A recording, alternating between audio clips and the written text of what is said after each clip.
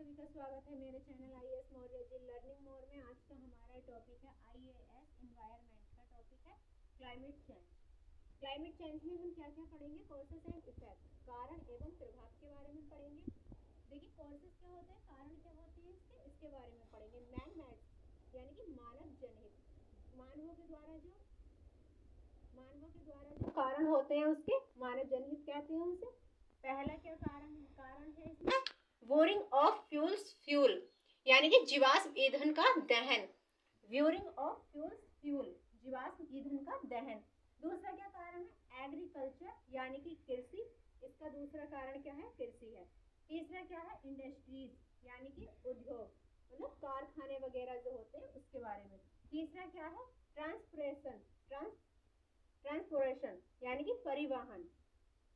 और पांचवा क्या है? डिटरेस्टेशन यानी कि वनों का कटना।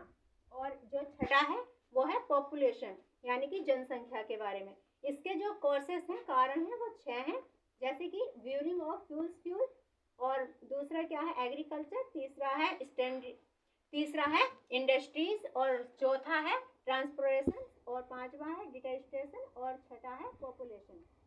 अगर हम इसके नेचुरल फैक्टर्स की बात करें, प्राकृतिक कारण की बात करें, CO2 यानी कि कार्बन डाइऑक्साइड के कारण जो इसके प्राकृतिक कारण होते हैं उसके बारे में बात करें तो पहला है हमारा ज्वालामुखी विस्फोट। ज्वालामुखी विस्फोट इसका प्राकृतिक कारण है यानी कि नेचुरल फैक्टर है। और दूसरा इसका क्या है? Forest fire. फॉरेस्ट फायर का मतलब जंगल में आग लगना।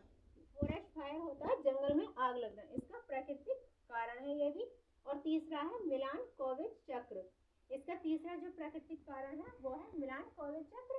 और अगर हम इफेक्ट ऑफ क्लाइमेट चेंज की बात करें, जलवायु परिवर्तन के प्रभाव की बात करें, तो देखिए इसका जो पहला प्रभाव है वो है ग्रीन हाउस गैस कॉन्सेंट्स, यानी कि जब ग्रीन हाउस गैस में क्या होता है?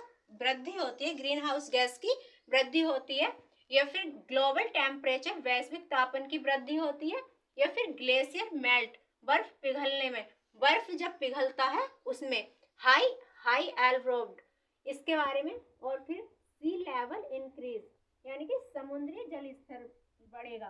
क्या होगा इसका? समुद्री जल स्तर बढ़ेगा। तो ये इफेक्ट ऑफ क्लाइमेट चेंज है।